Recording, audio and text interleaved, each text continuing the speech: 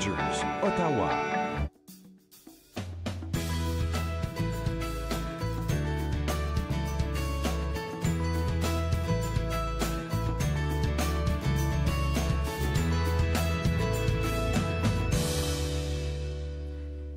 Bonjour et bienvenue entre nous, exclusivement sur les ondes de TV Rogers. Je suis Catherine Marion. Il me fait plaisir de passer la prochaine heure avec vous.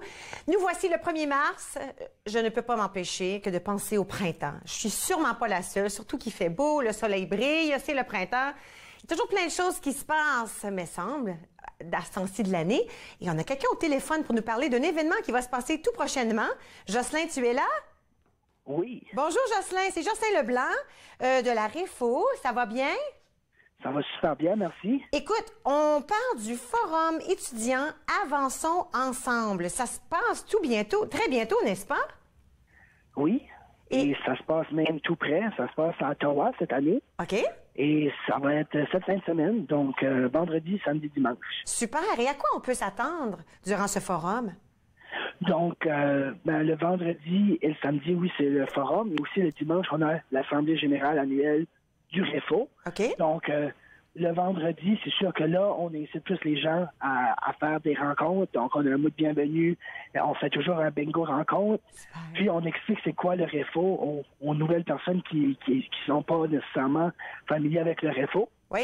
Puis ensuite, comme d'habitude, ça c'est une tradition, quand on a les événements à Ottawa, on va faire une petite soirée sociale dans le marché Bail. Et il y a des gens aussi qui n'ont jamais visité le Parlement, donc on va tout le temps faire une tournée là, même pour certains étudiants internationaux qui n'ont jamais venu à Ottawa avant. Super. Et puis, bon, ça se passe le vendredi? C'est ça c'est le vendredi. OK. Samedi? Ensuite, le samedi, on commence avec le cœur de notre quorum. Donc là, c'est vraiment, on va avoir un forum ouvert sur les réalités étudiantes en Ontario français. Oui. On va aussi avoir un atelier sur la culture du consentement sur nos campus. On en avait déjà parlé une fois j'avais été visiter avec mon amie Christine. Oui. C'est un peu dans le même sens, c'est un peu plus rapidement, mais c'est pour piquer la curiosité des gens, puis les conscientiser. Oui, c'est un thème important aussi. Ensuite, là, c'est vraiment, on va avoir des panels aussi. Donc, il va y avoir des gens, des leaders de la région qui vont parler de leur expérience de vie. On en a déjà parlé à quelques-uns, des gens qui ont de l'expérience avec le mouvement Black Lives Matter. Il y en a d'autres que c'est avec plus la francophonie, plus pour les femmes, pour les minorités, pour les Autochtones, donc une variété de gens. Super. Et ensuite, le dimanche, encore là, le soir, on va aller dans le marché Bail et pour une petite soirée sociale encore à différents endroits. Et le dimanche, c'est notre Assemblée générale annuelle. Donc, c'est là où est-ce qu'on va faire l'élection des personnes qui vont me remplacer, peut-être qui viendront à votre studio l'année prochaine. Comment ça, te remplacer? De quoi tu parles, Jocelyn? C'est un mandat d'1 an. Oh. Donc, on laisse la place aux autres, à la relève. Wow! Il y a plein d'autres projets, mais ça me ferait toujours plaisir de venir vous visiter. Ah ben là, il faudra, mais là, d'autres choses. Maintenant que je sais ça, là, que ton terme prend fin bientôt, là, comment tu as trouvé l'expérience d'être vraiment le chef là, de ce grand mouvement-là? En fait, moi, j'ai été, si on veut, le chef, mais on était 3 chefs, on est 3 coprésidents. Oui. Et ça, j'ai beaucoup aimé. Ça, c'est la première fois que je voyais un modèle de même. Et la première fois que j'en ai entendu parler, j'ai trouvé ça bizarre. Je me dis, qu'est-ce qu'il y a plus de chefs que des fois, ça va faire de la chicane. Oui. Mais dans le fond, ça nous a obligés à travailler en équipe. Ça nous a obligés à tout le temps penser dans un esprit d'équipe, dans un esprit collectif. Donc, moi, j'ai bien aimé ça. Et il y a eu beaucoup de gens qui me disaient aussi, des fois, si qu'on va là juste pour être la seule présidente, des fois, faut que tu te demandes si on est là pour les bonnes raisons. Oui. Donc, j'ai beaucoup aimé ça. Puis j'ai utilisé ça, ce modèle-là, puis ça serait intéressant de voir ça pour plus dans le milieu communautaire des organismes à but non lucratif. Si tu voudrais essayer ce modèle de gouvernance-là, je parle pas de pays, là, mais je parle dans le communautaire, ça serait très intéressant pour des organismes qui ont de la difficulté avec les conseils d'administration d'appliquer cette formule-là. En tout cas, nous, ici, entre nous, on a adoré t'avoir ici comme invité. Ça fait plusieurs fois qu'on se rencontre. Des sujets importants qui visés pour les jeunes, des choses importantes, des messages importants qui ils veulent en parler et qu'il faut écouter, qu'il faut entendre. Et puis, je pense que tu as été un très bon, parmi les 3, un très bon chef cette année. Merci. Puis nous, on a beaucoup aimé ça, votre approche, toujours nous inviter pour parler des sujets divers, parce que aussi, ce qu'on essaie de projeter, nous, le Réfo, dans la francophonie, il n'y a pas juste le français, mais il y a plusieurs causes qui nous intéressent. Hein. Il y a l'économie qui nous intéresse. Il y a les causes pour les femmes, pour toutes. Donc, c'est ça que nous, on a essayé de projeter, puis vous nous avez vraiment permis de présenter ça aux gens. Merci beaucoup, Jocelyn. Bon succès dans la prochaine année. J'ai hâte de voir ce qui t'attend. Puis sans faute, il faudra que tu reviennes nous visiter, d'accord? Super. OK, je vous souhaite un bon forum en week-end. Au revoir. OK, à la prochaine. Bon, alors c'était Jocelyn qui vient souvent nous voir ici. Puis là, ça a l'air que son terme prend fin bientôt. Ce qui prend pas fin, par contre, c'est l'émission d'aujourd'hui. On fait tout juste la commencer. Je vous dis qu'on rencontre en premier plan M. Peluso de Statistique Canada. On va discuter ensemble des études sur le cannabis. Ensuite, Martin Rochelot des Rod Swamp. Il est ici. Leur album vient tout juste d'être lancé cette semaine. On va en parler aujourd'hui. Nous allons rencontrer aussi Yannick Aubin-Robert des services aux visiteurs au Musée de la Banque du Canada. Et nous allons parler avec les éditions David. Tout ça aujourd'hui est entre nous. Restez avec moi.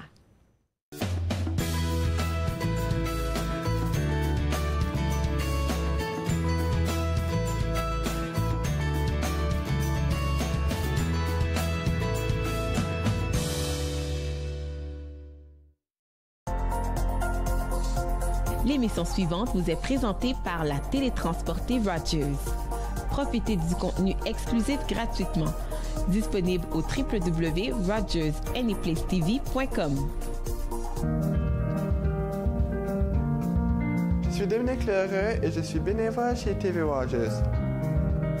J'ai commencé en tant qu'étudiant coop et j'ai continué parce que j'aimais tellement ça. Donc je continue en tant que bénévole. C'est merveilleux. Quand on est en studio, on fait les caméras, le régie plateau, le son. J'aime ça parce qu'on est comme une famille. Je suis autiste, puis je suis capable de faire TV Rogers.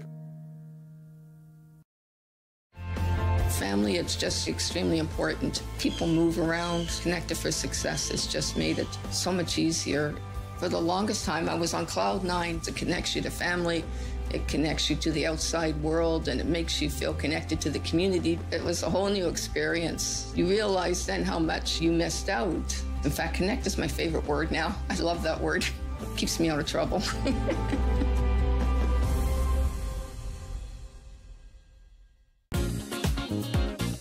Cette semaine, à Nathan parle, on parle des téléphones intelligents qui nous aident pas à être vraiment intelligents, la mode du printemps et la santé mentale. Nathan parle, exceptionnellement mercredi 23h sur TV Rogers.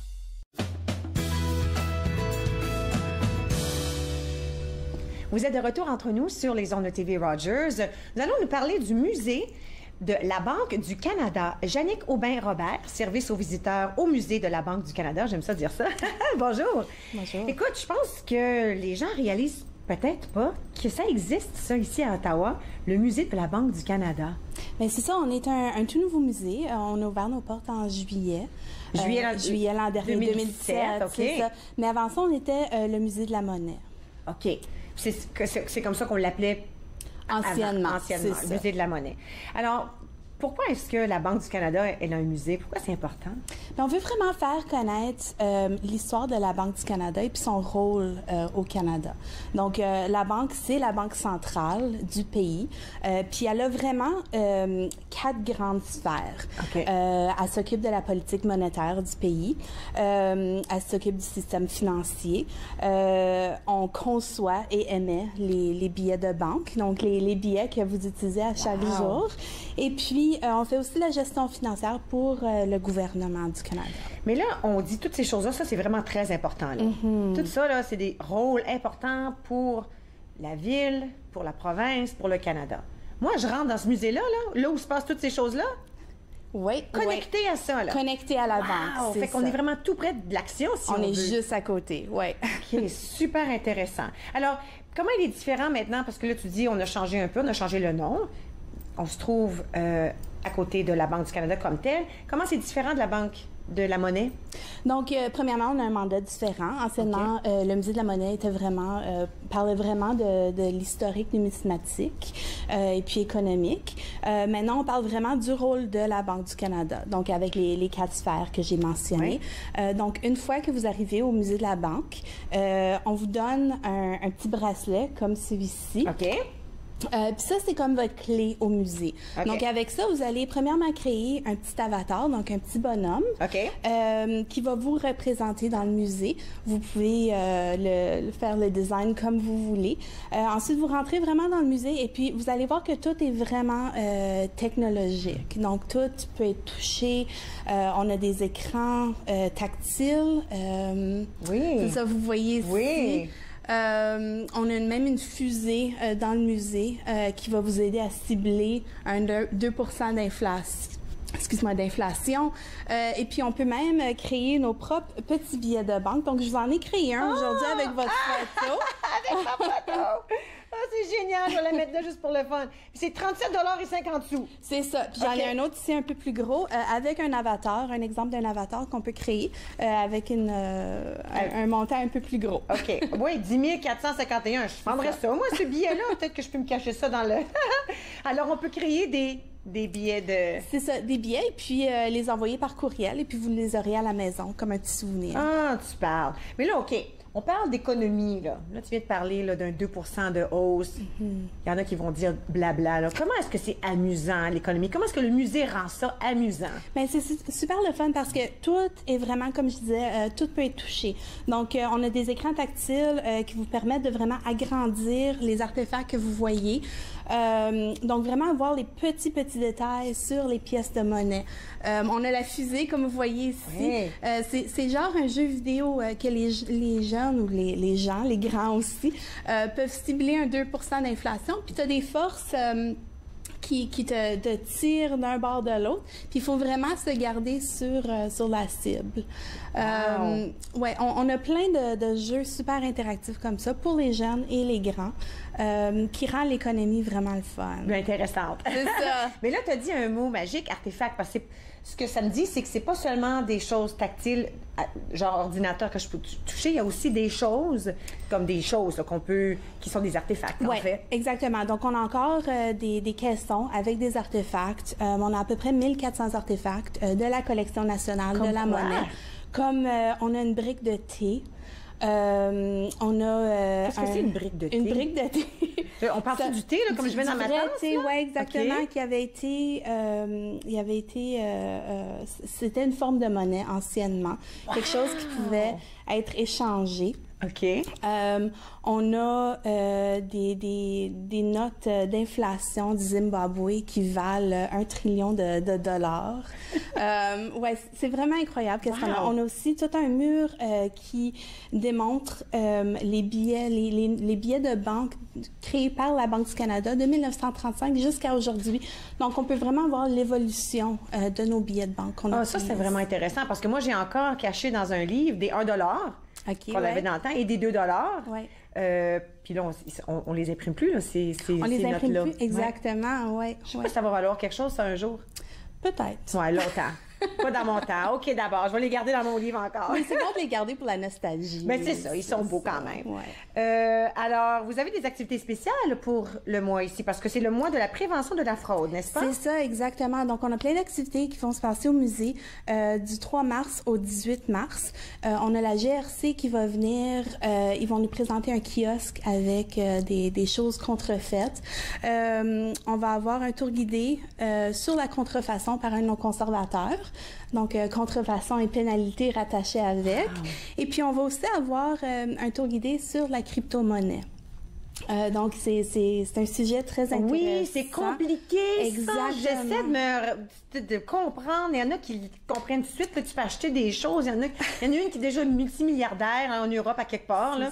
Mais c'est même pas, c'est pas tangible. Exactement. Donc, si les gens veulent en savoir un peu plus, ils peuvent venir à la banque durant les 2 semaines et puis prendre ce tour guidé-là puis en apprendre un peu plus. On va aussi avoir une expérience de science pour les enfants. Puis j'ai apporté quelques petites choses ici aujourd'hui. Oui. Donc, j'ai du papier, j'ai du polymère qui s'appelle Tyvek, et puis j'ai du polymère Guardian. OK. Donc, anciennement, les billets de banque étaient imprimés sur du papier en coton. Puis Comme du papier ordinaire. Fait que ça, papier, je peux dire ça se donc, déchirait, là. essaye de le déchirer. Wow. C'est ça, exactement. OK. Donc, ça se déchire. C'était pas une très bonne affaire d'avoir de l'argent sur du papier. Ça, OK. ça durait pas longtemps. Du Tyvek, donc, c'est un polymère. OK. Donc, quand les billets de banque ont été créés avec le polymère, on essaie de décider si ça allait être du polymère comme celui-ci ou celui-là. Oui. Donc, si tu essaies de le déchirer, celui-là encore. Celui-ci. Oui, Ah, c'est un peu ça, plus solide. Ça, c'est solide. Oui, oui. Je le ratatine, mais j'arrive pas vraiment à le défaire. Ouais, OK. exactement. Puis là, si tu essaies le Guardian, Puis ça, c'est-tu le plus récent? ça, c'est le plus récent. Donc, c'est celui-là qu'on utilise pour nos billets ça, c'est encore aujourd'hui. plus solide, je peux voir. Là. J'arrive même pas à le froisser autant. Comme celui-ci, j'arrive vraiment à le froisser. Là. Ouais. Celui-là, c'est juste si je peux le froisser. Donc, on va tester ça avec les enfants. On va tester l'eau aussi sur les billets et puis de l'encre. Donc, la rétention à l'encre. Super intéressant. Est-ce qu'il faut se réserver une place pour ces activités-là? Non. On peut juste venir au musée. On est ouvert de 10h à 5h chaque jour. Ça se passe durant le congé de mars, alors c'est idéal. Exactement, oui. J'adore les activités. Merci beaucoup. Imagine l'argent qui se faisait en papier. Je l'avais pas ton argent. Non, c'est pas vrai. Je la garde. Merci beaucoup, Jannick. Écoutez, allez voir le Musée de la Banque du Canada. Le site web, c'est le nom comme tel, muséedelabanqueducanada.ca. Et puis, peut-être que vos jeunes aimeront aller essayer de déchirer la monnaie d'aujourd'hui. Restez avec moi. Après la pause, nous allons parler de cannabis, pas pour les jeunes. Restez avec moi. Vous regardez Entre nous sur les ondes de TV Rogers.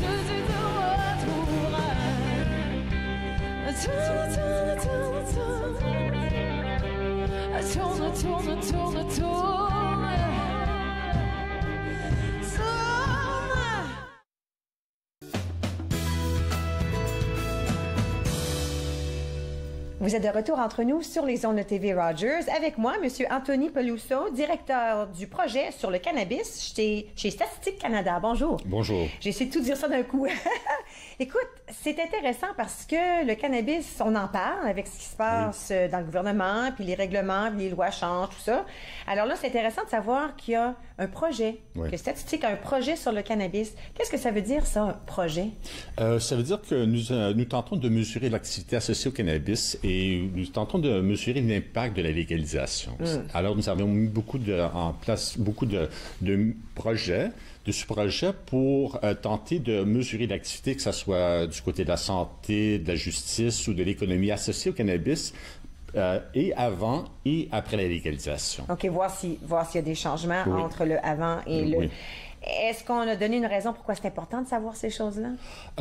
Pour les Canadiens et les Canadiennes, pour la politique, les provinces s'intéressent à ça, le fédéral, sécurité publique, il y a beaucoup de participants qui s'intéressent. Oui. Nous, on oublie parce que vous êtes ici, Statistique Canada et à Ottawa, mais vraiment, ce projet-là, c'est tout le Canada. On veut impliquer tout le Canada et on veut s'informer par rapport à tous les Canadiens. C'est ça. Ouais. Alors, nous avons beaucoup de projets touche tous les coins du Canada. On va en mentionner quelques-uns? Oui, on a une enquête qui vient de sortir, je crois, hier, sur le cannabis et on pose des questions aux Canadiens et Canadiennes quant à leur consommation de cannabis, où ils s'approvisionnent en cannabis, ce genre de choses-là. Nous avons mesuré l'activité économique associée au cannabis. Alors, au mois d'avril, on va sortir le PIB, le produit intérieur brut des provinces associé au cannabis, et on s'aperçoit déjà que pour l'année 2017, on a estimé que l'activité associée au cannabis est plus importante que celle associée à la bière. Oh! Alors, c'est un secteur très important. Est-ce que vous croyez que parce que, de un, on en parle plus, de deux, ça sera pas très long que ça va être légalisé, oui. Est-ce que les gens sont moins gênés d'en parler, donc les résultats changent, peut-être? C'est fort possible. On a remarqué que la consommation augmente avec le temps et a augmenté depuis quelques années déjà. Okay. Et ça, on ne sait pas si ça a été affecté par la légalisation prospective. Mais je pense que c'est peut-être vrai que dans les enquêtes, les gens sont moins plus timides. Oui. Wow. Là, vous avez aussi mentionné qu'il y a un projet par rapport au marché noir. Au marché noir. Alors ça, c'est un autre projet qui va toucher plusieurs provinces. C'est un projet pilote. On va mesurer les eaux usées des municipalités. Okay. Alors, on va faire le calcul de la consommation de cannabis. C'est aussi d'autres drogues qu'on va mesurer, les opiacés, entre autres. Et en mesurant le cannabis, la consommation de cannabis, on va arriver à un chiffre pour la consommation pour l'ensemble de la municipalité. Okay. Après la légalisation, on pourra faire le calcul des ventes du cannabis dans la municipalité, que ce soit de détaillants ou des achats par courrier. D'accord. Une fois qu'on a fait le calcul de la consommation totale, qu'on a soustrait la consommation légale, on se fait une idée de l'ampleur du marché illégal. Intéressant. Ouais. Puis ça aussi, ça va être important à savoir, d'autant plus qu'on sait qu'il y a plus de risques avec l'illégal pour les gens qui souhaitent d'utiliser le cannabis. Oui.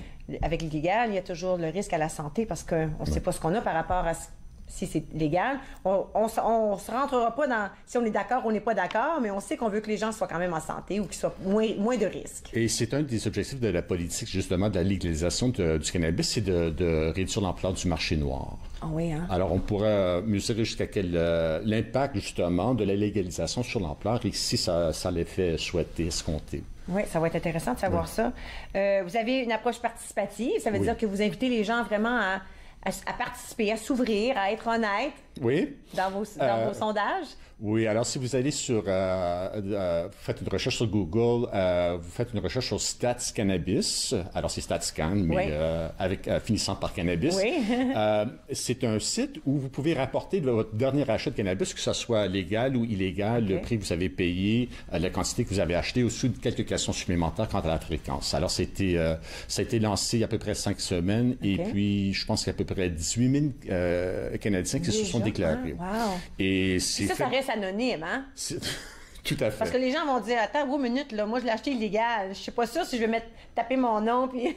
Non. Déjà, chez Statistique Canada, on se soucie beaucoup de la confidentialité, mais ici, toutes les données sont anonymisées, c'est-à-dire qu'on les conserve même pas de façon à ce qu'on puisse trouver le nom ou l'ISP de la personne qui a fait la contribution. Super. Ouais. À ce moment-là, ce que ça vous donne après, une fois que les recherches auront été faites, vous avez des données, vous allez pouvoir savoir l'importance de l'achat du cannabis au Canada. Oui. Et faites-vous ça par âge aussi, par catégorie d'âge? On va tenter de faire ça aussi en s'appuyant sur les médias sociaux, mais encore, ça revient un peu à la question du marché noir, parce qu'on pense que l'écart qu'il y aura entre le prix du cannabis légal et du cannabis illégal va avoir un impact sur l'ampleur. On remarque que chez les consommateurs du cannabis, c'est à peu près 20% des consommateurs de cannabis qui achètent à peu près 80%. C'est-à-dire qu'ils achètent des quantités assez importantes. Okay. Alors, s'il y a une différence entre le prix légal et le prix illégal, il y a peut-être un incitatif à l'acheter au noir. Oui, OK. Surtout si l'écart est très grand. Est très grand, c'est ça. 20$ puis 5$, j'ai aucune idée, là, je dis des chiffres, moi je m'y connais tellement pas. Mais si c'est très grand, mais peut-être que si ça se rapproche... On verra, mais c'est une des choses. C'est un indicateur, une source d'information, une donnée qui va pouvoir expliquer l'efficacité ou les impacts de la légalisation, entre autres, sur le marché. Ça va être toute une discussion, ça de savoir quel prix on charge. Alors, il faut aller vraiment s'informer par rapport à comment ça coûte le fabriquer, le faire grandir ces plantes-là, faire le changement, mais là, vis-à-vis le marché noir aussi. Alors, c'est intriguant de savoir comment le gouvernement va gérer ça. Mais les gouvernements fédéraux et provinciaux et territoriaux vont décider en tenant compte de l'effet sur le marché noir. OK. Ah oui, ça rapporte un tout petit peu, là, les deux ensemble. Oui. Alors, si les gens veulent participer à des sondages, ils peuvent aller au site web, n'est-ce pas? Oui. Fait que si on fait Cannabis. Stat Cannabis, c'est si vous avez fait un achat, que ce soit de source légale ou illégale. OK. Vous pouvez aller mettre votre information là. Alors, il y a Centre statistique Cannabis. Alors, c'est une autre recherche à faire. Et on a monté un site, un centre statistique où les gens peuvent s'informer sur des données sociales, de justice ou économiques associées au cannabis. Super intéressant. Merci beaucoup, M. Pelousseau. Alors, on a des informations. Vous pouvez toujours aller voir au statcan.gc.ca. Vous regardez bien les onglets. Vous allez pouvoir vous diriger au bon endroit si ça vous tente de mettre votre 2 cents dans la conversation. Nous allons prendre une toute petite pause et à notre tour, c'est de la musique. Nous avons Martin Rochelot des Rod Swamp ici dans le studio. Restez avec moi, vous regardez Entre nous sur les ondes de TV Rogers.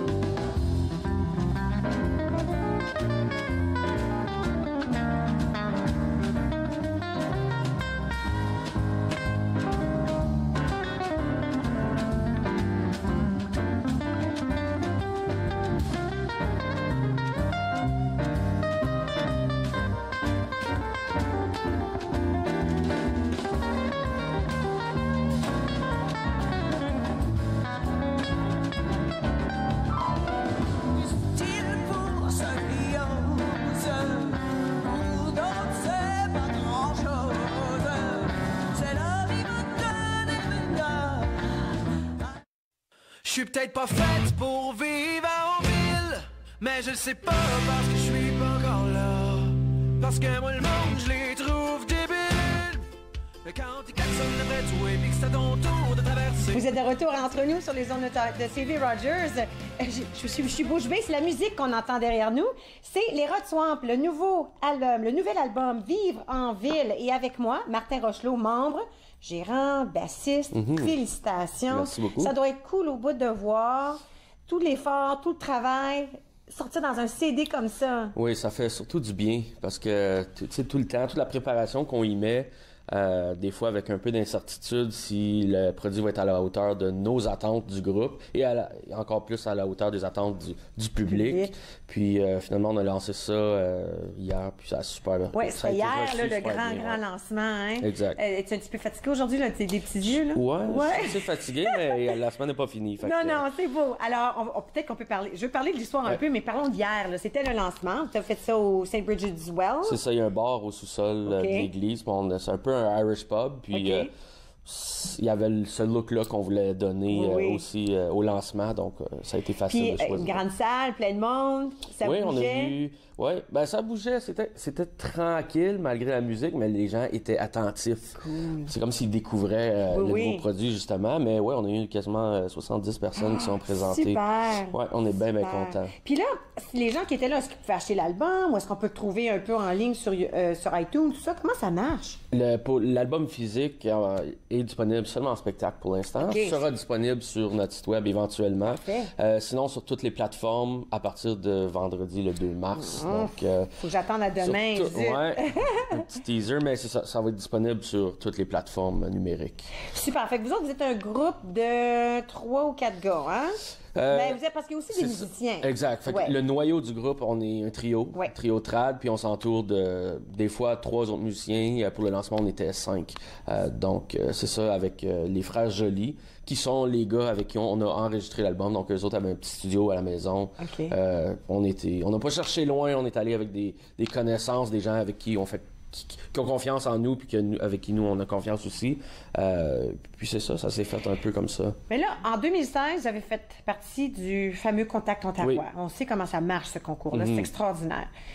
Mais là, ça veut dire que vous deviez être un groupe avant 2016 pour pouvoir vous rendre là et être prêt. Bien, en fait, on a formé le groupe pour Contact Ontario. Ah, vraiment? Oui, parce qu'on on s'était rassemblés, on faisait des petits jams pour le fun, puis on s'est dit, pourquoi qu'on n'applique pas, tu sais, le trad n'est pas super présent en ce moment dans l'industrie, pourquoi qu'on n'applique pas? Puis là, on s'était associé avec le père Garneau, qu'on peut voir sur les ondes de Rogers. Donc lui, là, on avait monté un spectacle de conte et musique. Donc c'était le trio trad seulement avec le conteur. Puis on s'est mérité le coup de cœur salut, donc on a tourné plus de 70 dates en Ontario durant les 2 dernières années.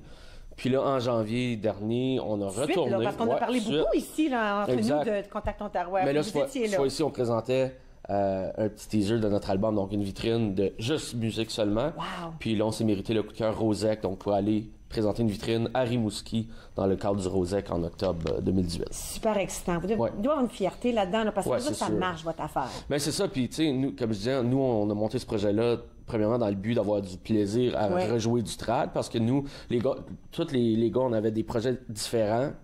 Puis là, on s'est comme mis ensemble pour faire comme peut-être qu'on peut faire de quoi ensemble et raviver cette flamme-là du trad qui est dans nos bagages. Décris-le pour les gens qui ne sont pas certains. Là, le trad, là, ça veut dire quoi? Traditionnel, on parle des chansons à répondre, des reels de violon, des fois on a un banjo, une mandoline avec nous. Donc c'est ce folklore-là, rigodon, le festif, le côté festif. Donc nous, on a pris ça, on a mis des compositions au trad, on a pris des vieux textes qu'on a dépoussiérés du répertoire folklorique, comme Chevalier de la Table Ronde, que les gens connaissent. Puis on a pris ça, on l'a saucé dans le rock un peu. Puis ça a donné justement une reprise à la saveur des rats de son. Écoute, c'est tellement bien reçu jusqu'à présent, votre musique, votre style, ce que vous faites. Ça aussi, ça doit donner un coup de cœur à savoir là, que vous êtes sur la bonne voie. Oui, puis quand on lance un nouveau produit, tu sais, nous... On a pris une bonne année à juste s'entourer. Donc, on a un distributeur, on a Taxi Promo qui font la promotion radio. Et justement, côté radio, une fois que le communiqué a été lancé, en début février, ça a pris 2 jours, puis on est rentré sur les ondes de C'est quoi à Montréal. Puis toutes les stations d'énergie aussi. Donc, c'était comme une grande surprise pour nous autres. C'est le fun parce que vous êtes Canadien, francophone, c'est du local. C'est certain que les radios locales, même jusqu'à Montréal, vont vouloir présenter vos chansons. Je pense que si j'ai bien compris, on en a une qu'on peut peut-être montrer un petit bout tout de suite. Je pense qu'on va en jouer un petit coin.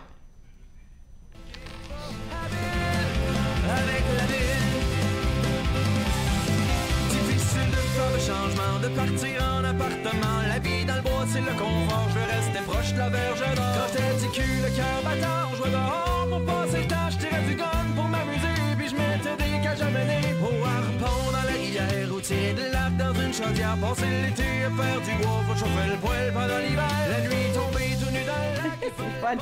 Comment tu trouves ça t'entendre? Quand t'entends ta propre musique, que ce soit ici dans le studio, que ce soit dans l'auto, tu roules à quelque part, là, tu t'entends. C'est comment ça? Oui, mais dans l'auto, ça surprend. Parce que tu écoutes la radio, puis on n'est pas habitué de s'entendre. Fait que là, tu écoutes la radio, les Cowboys fringants jouent, puis là, hop, à un moment donné, c'est notre groupe qui apparaît, qui en suit. Puis là, t'es comme, c'est le fun. Je comprends. Mais en même temps, on a tellement écouté les chansons pour justement livrer un produit à la hauteur de nos attentes à nous que on est quand même habitué de s'entendre, tu sais. Les Rats de Swamp, ça vient d'où? J'aime tellement ça, je trouve ça tellement cool, le titre de votre groupe, votre nom. Oui, bien, c'est une histoire assez simple. Avec Contact Ontario, donc le père Garneau, justement, avant qu'on présente à Contact Ontario, on avait choisi Caribou comme nom de groupe. Toujours dans la même thématique animale, un peu, mais on s'est rendu compte qu'il y avait un autre projet qui s'appelait Caribou, qui avait déjà de l'avance sur nous, fait que j'ai mis ça de côté, mais j'avais un contrat signé qui me demandait un nom de groupe. Fait que t'étais pressé un peu. On était pressé, puis là, j'étais comme, OK, qu'est-ce que je mets? Puis mes échanges de courriel avec le père Garneau, lui, à chaque fois qu'il m'envoyait un courriel, au lieu de me dire « Salut Martin, comment ça va? » Il me disait tout le temps « Oh, mon rat swamp, comment tu vas? » Il y a ce petit slang-là, canadien-français. C'est trop cool. Puis j'étais assis à j'avais le contrat, j'étais assis à mon ordinateur, puis là, le courriel apparaît. Je vois « Oh, mon rat swamp » du Père Garneau, qui me dit « Oh, mon rat swamp. » Et là, je dis « Les rats swamp. » Pourquoi pas? Ben oui, c'est tout. Ça a été naturel comme ça. J'ai mis ça sur le contrat, puis ça a resté depuis, puis ça marche super bien. Tu sais, moi, je pense, je sais pas, dans l'imaginaire, c'est qu'on parle de rats, on parle de ça, mais on parle de ville. Tu sais, comme les rats de la ville, ils voient tout. Ça va dans tous les coins. Ça se faufile, ça se promène. Tu sais, puis, en tout cas, je trouve ça tellement fun. Fait que là, qu'est-ce qui se passe ce soir? Il nous reste 45 secondes. Vous allez à Montréal, hein? Lancement à la salle Claude Léveillé de la Place des Arts. Donc, un deuxième lancement du côté de Montréal. Wow. Donc, c'est ça. Puis, on a des spectacles qui s'en viennent. On joue aussi dans les écoles. OK. Encore. C'est sûr qu'on va jouer en Ontario beaucoup, mais on espère aller sortir un peu de la province, amener notre trad rock un peu partout. Si nous autres, ça vous tente de vous voir, là, y a-t-il une place? Connais-tu par cœur où on peut te voir prochainement?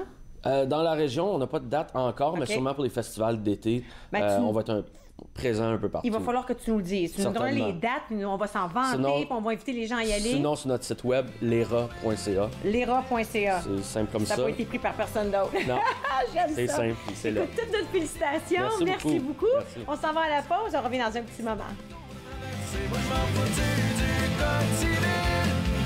C'est bien dur s'adapter quand tu l'as jamais respecté. C'est peut-être juste moi qui est pas habile avec la ville.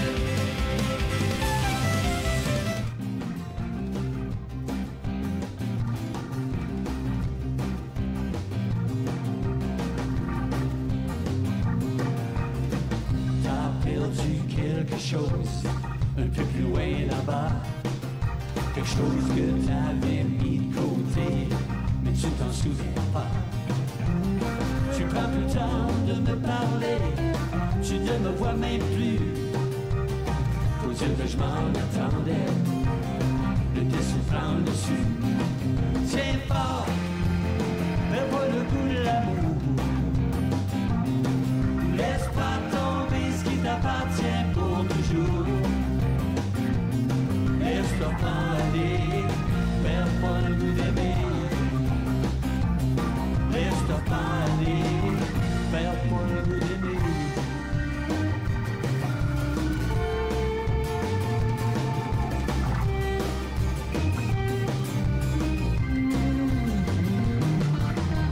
Tu parles de tout, tu parles de rien, y'a personne qui te comprend. Les mots résonnent dans le fond de ton cœur. C'est moi qui le ressens. T'as plus de couleur dans tes yeux. Tu vis en noir et blanc. Dans un autre monde, sur une autre. De retour entre nous sur les ondes de TV Rogers.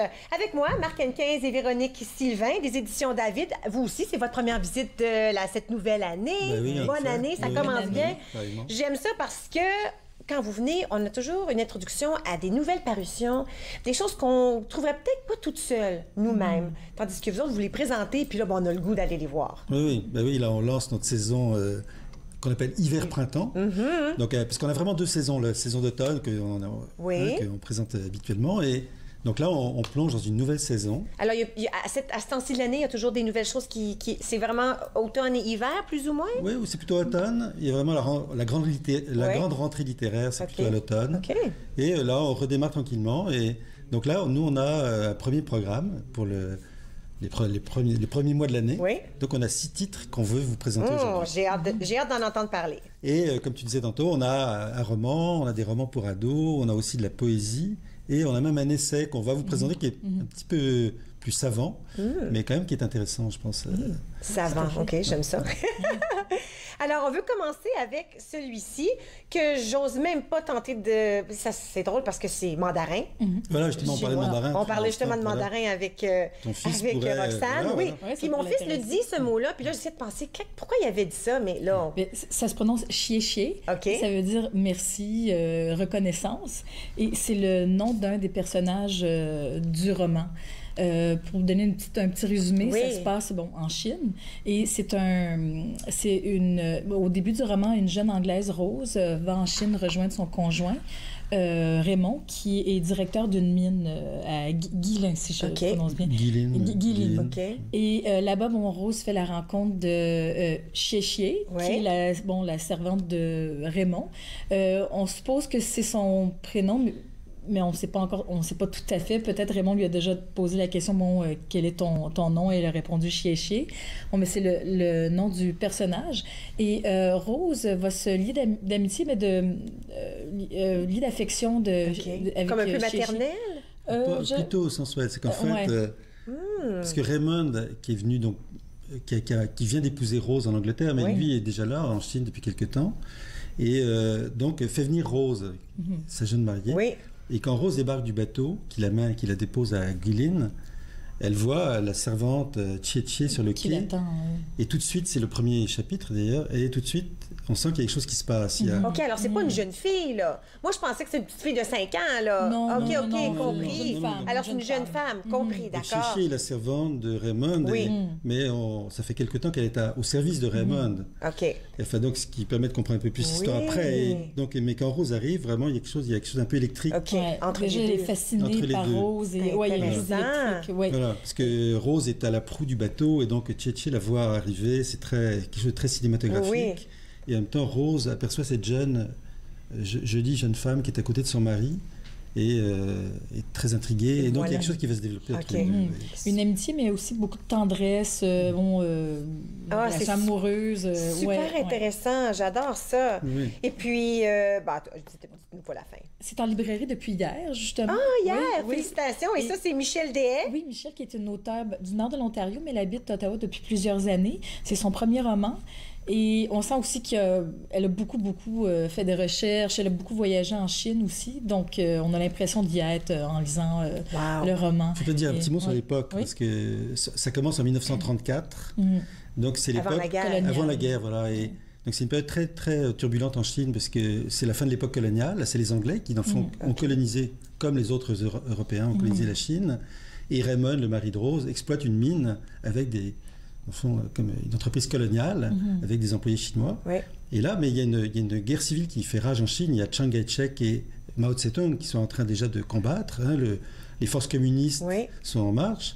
Et en plus, il y a les Japonais qui vont débarquer. Et ça va influencer énormément l'histoire. Alors, il y a de l'histoire dans ça. Il y a une trame, il y a vraiment une trame historique qui est très riche, en fait. Et quand les Japonais vont arriver, je ne vais pas dévoiler la fin, le couple va... Il y a des choses. Décider de est-ce qu'on part, est-ce qu'on reste, est-ce qu'on laisse Chié-Chié ici. Donc, c'est un peu... est-ce qu'on l'amène ou est-ce qu'on l'amène pas? OK, super intéressant. Je mets ça de côté, j'aime ça, ce roman-là. OK, on ne veut pas manquer de temps. On veut passer de l'espace-temps dans la littérature périphérique du Canada. Oui, alors voilà. Donc là, on a changé un peu de registre. On parle d'un ouvrage savant. C'est dans une collection qui s'appelle Voix savantes. Donc, un ouvrage universitaire. Et c'est un collectif de textes sur la représentation de l'espace et du temps dans un certain nombre d'œuvres de la littérature francophone au Canada, mais on parle de littérature périphérique, donc ça peut être des littératures minoritaires, mais aussi des littératures marginales. Et vraiment, les auteurs s'intéressent à la représentation, donc, surtout du temps et de la relation entre l'espace et le temps. Et là, je ne veux pas faire un grand discours théorique, mais ce qui est intéressant, c'est que... on dit que souvent dans les petites littératures, les littératures minoritaires, comme étant la littérature franco-ontarienne, c'est souvent l'espace qui est mis en vedette. Les auteurs ont besoin de parler de l'espace, de situer leurs histoires dans un contexte, un territoire, alors que ce sont les grandes littératures qui parlent du temps. Les grandes épopées, mettons, 100 ans de solitude. Alors, donc là, les auteurs essaient de voir comment, en fait, même les littératures francophones au Canada réintroduisent la notion du temps en la liant à l'espace. Donc, on parle très peu de la relation entre l'espace et le temps, justement, dans la littérature. Voilà, donc il y a une douzaine de communications. Donc, c'est des textes quand même assez... je dis savants. Oui, alors c'est pour un apprentissage. Des gens qui s'intéressent à la littérature. Et voilà. Pourquoi pas? Puis les chercheurs, c'est des jeunes chercheurs, dont Ariane Brundelray, qui est doctorante à l'Université d'Ottawa en lettres françaises. Mathieu Simard, qui a justement fait des études sur l'œuvre de Patrice Desbiens. Et lui est à Montréal. Et Isabelle Kerouac à Moncton, qui s'intéresse beaucoup à l'espace nordique dans les littératures. Donc, ce sont 3 étudiants au doctorat qui ont coordonné, en fait, ce projet. C'est ça. Wow! Puis là, on a ça ici. J'aurai bientôt ton âge. Voilà. Bon, ça, c'est le recueil de Michel Plou, c'est son tout récent recueil. Et ça parle... Michel, justement, a été... poète du Parlement il y a quelques années, poète officiel du Parlement. Wow. Et donc, dans son dernier recueil, ça parle de la relation qu'il entretenait avec son père et son père qu'il a perdu assez jeune. Et donc, c'est tous ses souvenirs, cette période-là qui a suivi la mort de son père. Wow! Alors, ça doit être quand même assez lourd. En fait, non, c'est un poète qui est très lumineux, Michel Plou. Il y a toujours de l'espoir dans ses textes. Et son père, il fait... Parce que je pense que son père est mort quand il avait 12 ans. Oui. Et lui, son père avait peut-être 60 à peu près. Et donc là, il va bientôt avoir l'âge que son père avait quand il est mort. D'où le titre « J'aurai bientôt ton âge ». Donc c'est beaucoup de références à cette relation très particulière qu'il avait avec son père et le goût de l'écriture que lui a donné son père. Parce que c'est souvent un thème qui revient dans sa poésie. Puis à l'époque, justement, il raconte qu'il n'avait pas vraiment de mots pour expliquer ça, mais c'est vers la poésie qu'il s'est tourné justement pour parler du deuil. De ce qu'il a vécu, de son expérience, puis aussi de relater les souvenirs qu'il a probablement de cette relation qu'il avait avec son papa.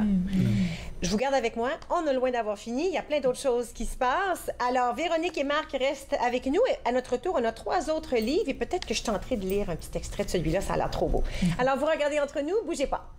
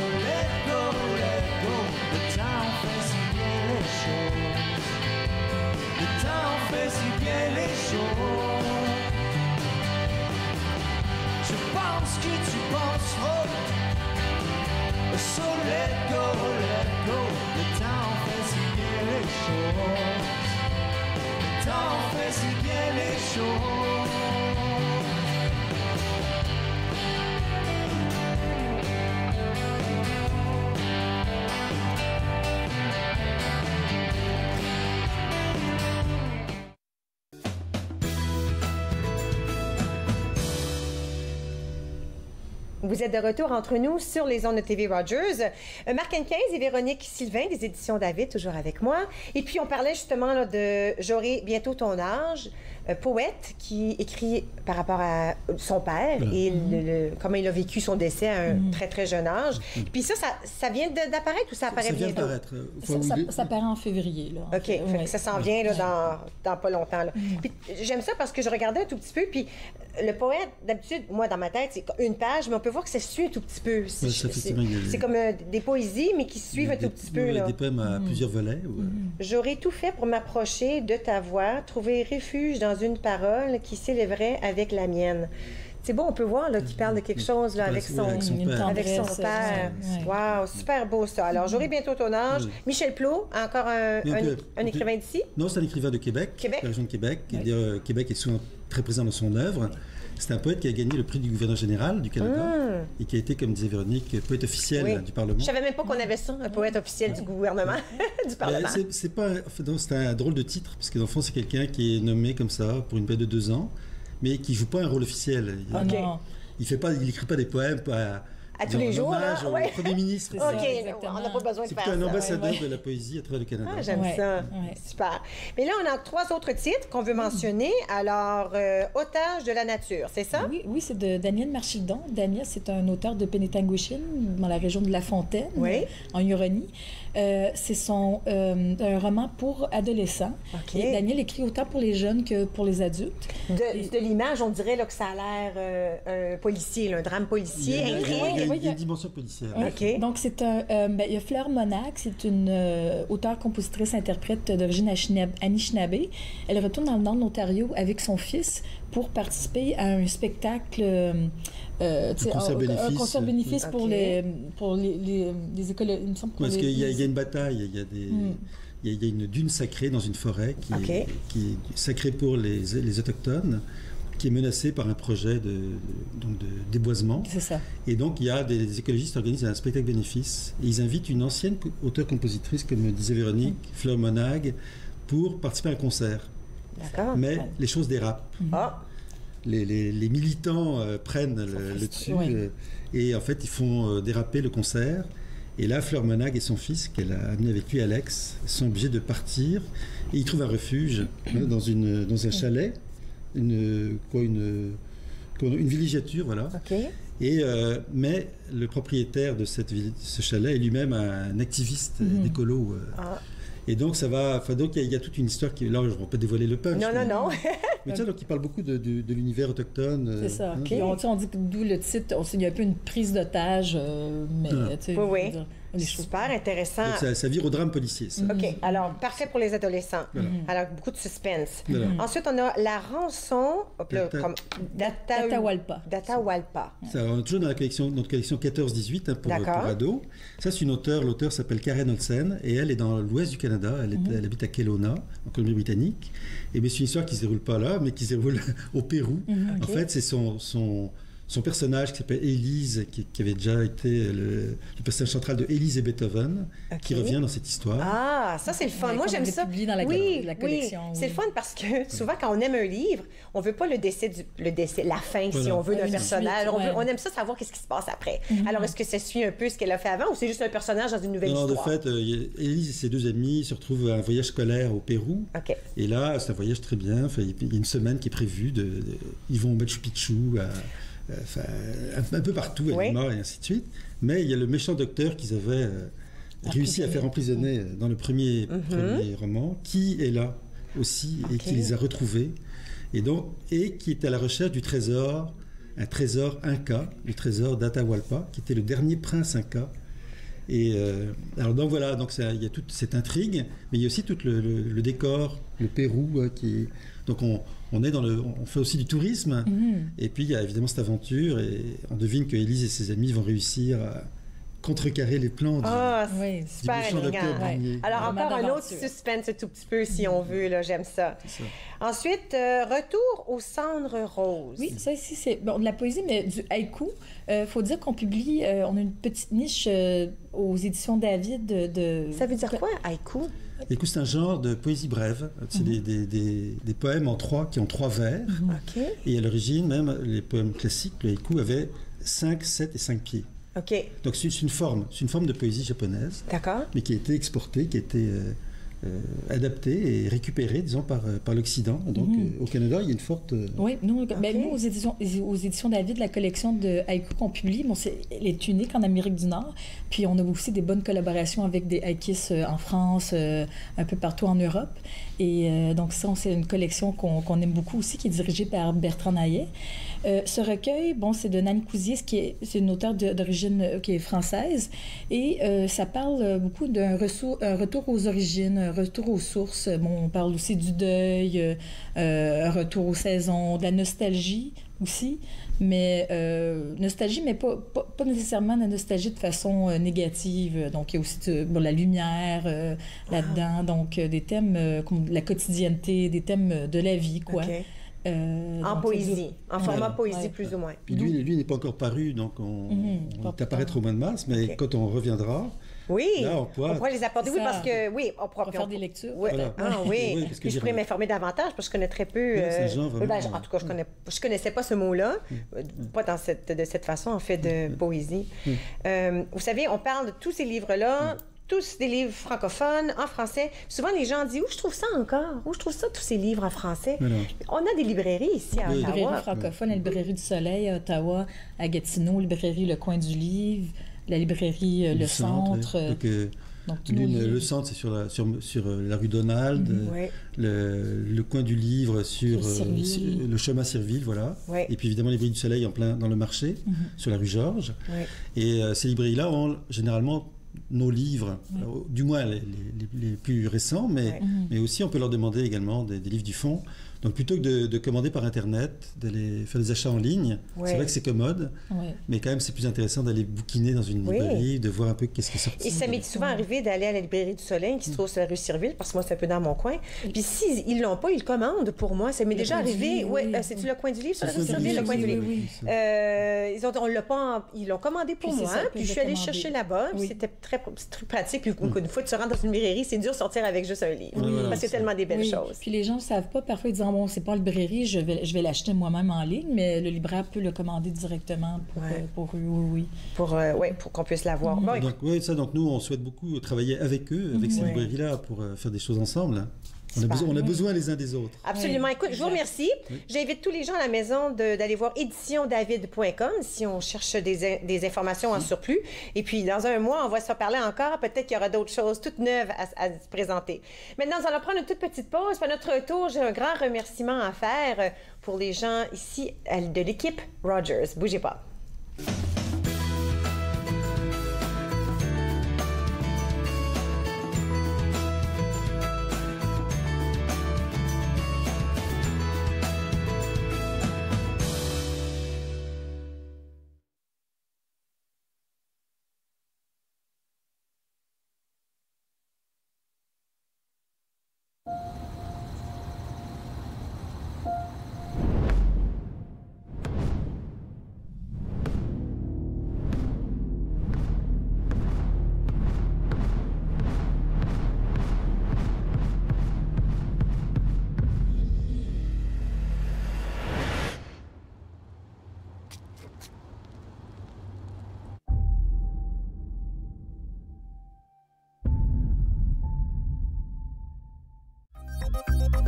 Est-ce que nous devrions interdire aux politiciens de briser leurs promesses électorales? Pour en savoir plus, écoutez Riposte, votre émission de débat. Riposte, jeudi 19h sur TV Rogers. La marijuana est la drogue la plus souvent en cause dans les accidents mortels impliquant des adolescents au Canada. Émilie? Un élève sur 4 en secondaire 5 dit avoir été passager dans un véhicule.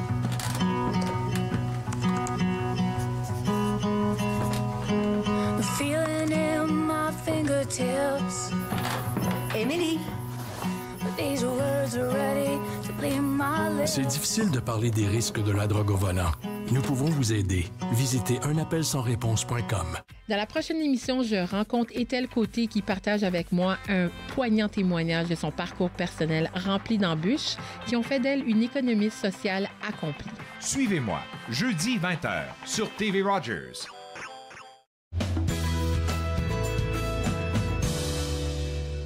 Vous êtes de retour entre nous sur les ondes de TV Rogers. Un gros remerciement à tous nos invités d'aujourd'hui. On apprend toujours plein de choses ici entre nous. On est un petit peu plus piqués par les rats de Swamp. C'est des gars d'ici. On est tellement fiers d'eux. On les encourage. Immédiatement après mon entrevue avec Martin Rochelot, ils sont sur la route déjà, en chemin pour Montréal. Alors, c'est le lancement officiel de leur album. Je ne l'ai plus devant moi, mais c'est La Ville. Hein? On va le mettre à l'écran, là. Ils sont en chemin pour Montréal. Ils s'en vont faire le lancement de leur album. Voilà. C'est là. Vivre en ville, je savais. C'était le mot avec vivre. Alors, Vivre en ville, les rats de Swamp. Alors, bon succès à Montréal. J'espère que ça se passe bien. Après ça, ils se rendent à Toronto. Puis, si on va sur leur site web, lesrats.ca, on pourra voir où on peut les voir dans la région aussi, si jamais ça vous tente d'aller voir la super bonne musique trad. Demain, entre nous, eh bien, nous allons parler avec Véronique Couillard et Catherine Sinclair. On va parler de la nouvelle galerie d'art d'Ottawa et l'agrandissement qu'ils sont en train d'entamer là-bas. Nous allons parler avec Sylvie Lapointe. Elle est notre chroniqueuse régulière et coach de vie. Nous allons aussi rencontrer un acteur et un patineur avec Disney sur glace. Il est ici pour nous parler du Disney sur glace qui présente Oser rêver. Et enfin, Marie-Pierre Chaumont, consultante en intuition et connexion. Elle sera ici pour nous aider à nous remettre en connexion avec nous-mêmes. Tout ça se passe demain à Entre nous ici. J'espère qu'on se retrouve encore une fois, même heure, même place. À la prochaine. Faites-nous part de vos commentaires en composant le 613-521-2323 par courriel sur Facebook et Twitter.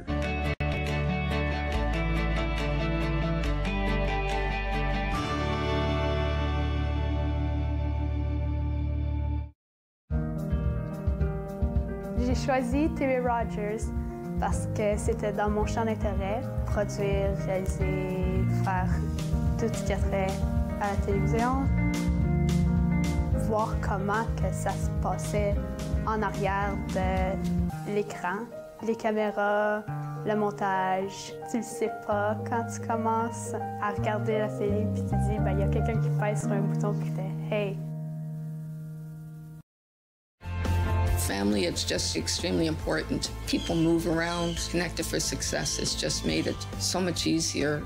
For the longest time, I was on cloud nine. It connects you to family, it connects you to the outside world, and it makes you feel connected to the community. It was a whole new experience. You realize then how much you missed out. In fact, connect is my favorite word now. I love that word. It keeps me out of trouble.